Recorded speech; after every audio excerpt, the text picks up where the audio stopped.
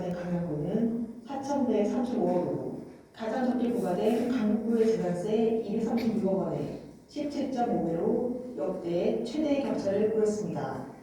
청년층 사이에 자산 양극화는 상황이 더 심각합니다. 소비자가 양분되다 보니 시장도 극명하게 나뉘고 있습니다. 초고가 혹은 초저가를 찾는 소비자는 늘어난 반면 중간 수준의 제품을 고려하는 소비자는 줄고 있습니다. 특히 요즘처럼 경기가 위축되면 소비자는 쓸데없는 지출을 줄이고 양극단으로 자원을 선택 집중하는 전략을 취하게 됩니다. 투자에서도 비슷한 현상이 포착되었습니다. 금융시장에서 두드러지는 바벨 전략이 대표적인 사례로 이는 마치 양끝에 무거운 원판을 기운 바벨처럼 극안전 자산과 극위험 자산으로 투자 포트폴리오를 구성하는 것을 말합니다. 평균이라는 안전지대에서 벗어나야 할 때 지금까지 대다수의 기업들은 대중시장을 공략하는 것을 우선시했습니다. 기존의 대중시장이 흔들리면서 대체 불가능한 탁월함, 차별화, 다양성이 필요한 시장으로 바뀌고 있습니다.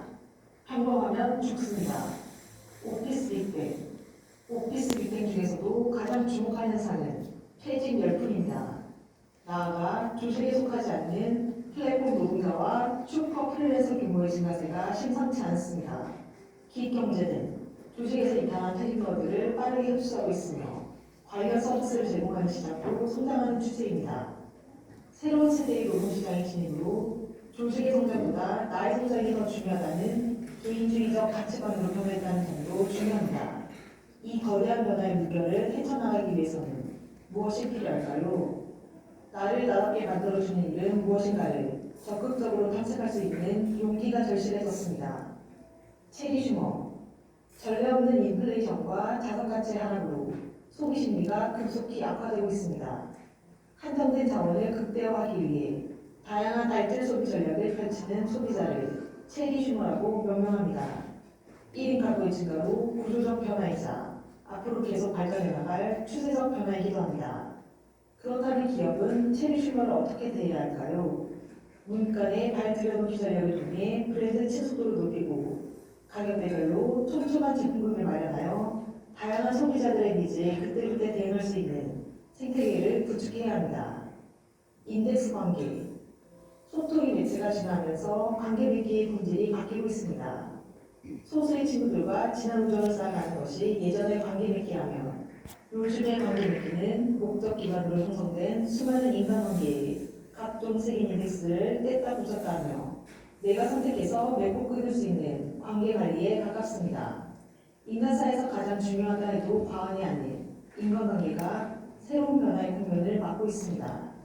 이제 문제는 다양한 인덱스 관계 사회에서 우리가 어떻게 더 행복한 인간관계를 맺어나갈 수 있느냐는 것입니다. 뉴디맨드 전략. 아무리 상품이 과잉이고 경기가 나쁘다고 해도 전에 없었던 새로운 경험의 소비자는 솔깃해지고 허를 찌르는 참신함 앞에서 지갑을 엽니다. 불가항력적인 수요를 만들어내는 수요 창출 전략을 뉴 디맨드 전략이라 명명하고자 합니다.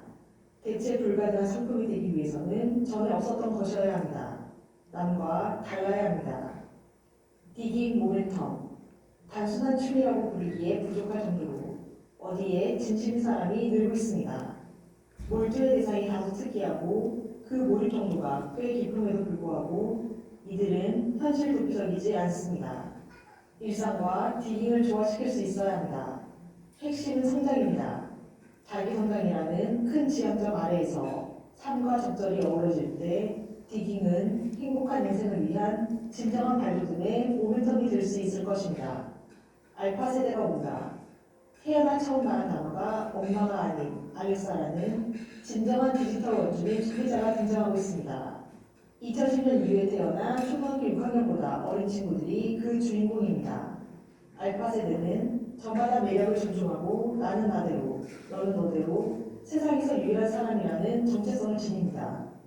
누구나 쉽게 인플루언서가 될 수 있는 틱톡을 활용하고 국영수코로 불리는 코딩 학습을 자연스럽게 받아들입니다. 더불어 머니러시 트렌드를 따르는 자본주의 키즈의 후레답게 소비와 투자를 아우르는 경제교육을 적극적으로 받고 있습니다. 온라인 공간에서 많이 활동하고 있으나 온라인에서 해소되지 않는 오프라인에서의 실제 활동에 대한 갈증도 큽니다. 이전 세대에 비하면 편리한 디지털 환경에서 풍족하게 자라는 것처럼 보이는 알파 세대지만 정작 그들이 행복한가 하는 것은 이와 별개의 문제입니다. 디지털 격차로 양극화 문제는 역시 오히려 더 심각해지고 있습니다. 알파 세대의 미래가 곧 대한민국의 미래입니다.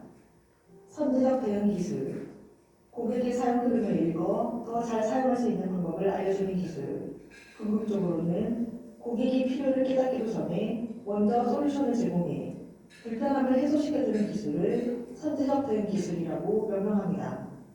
아직 발생하지 않은 문제에 대한 해결책을 제공하는 상상력을 누가 먼저 더 적합하게 발휘하느냐가 선제적 대응 기술 경쟁력의 승부처가 될 것입니다.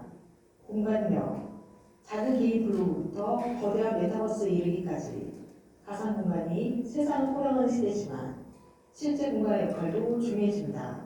자기만의 매력으로 무장한 실제 공간에는 가상 공간도 따라올 수 없는 강력한 힘이 존재합니다.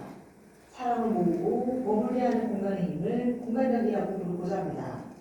엔데믹 시대에 펼쳐질 공간의 새로운 기회를 잡기 위해서는 궁극의 경험 공간으로 거듭나야 할 것입니다. 네버랜드 신드롬. 최근 한국 사회에서 나이보다 어리게 사는 것이 하나의 미덕이 되고 있습니다.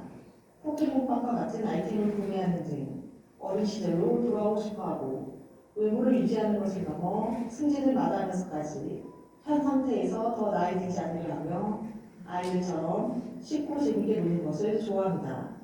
이러한 트렌드의 가장 근본적인 원인은 인간의 수명이 길어지면서 동반하게 된 생애 주기의 구조적 변화에 있습니다. 네버랜드 신드롬은 사회 전체가 유아화되는 부작용에 대한 우려도 낮습니다. 자기 중심적인 주장만 강요한다든지 문제 발생의 원인이 자신이 아니라 타인이나 정부의 탓으로 돌린다든지 자기 취향에 지나치게 몰두하는 등의 행동은 아동기적 특성과 관련이 있습니다. 노면의 비극은 아직 정답은 있다. 오스카 와일드의 말처럼 누구나 나는 아직 젊다고 생각합니다.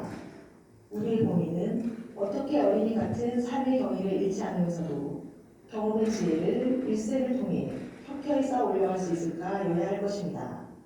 모두가 그 배우기를 절대 멈출 수 없는 네버랜드에서 결국 우리는 매일 조금씩 더 성숙하기를 포기할 수 없는 조금 나이 든 어린 아이들인 것입니다. 책.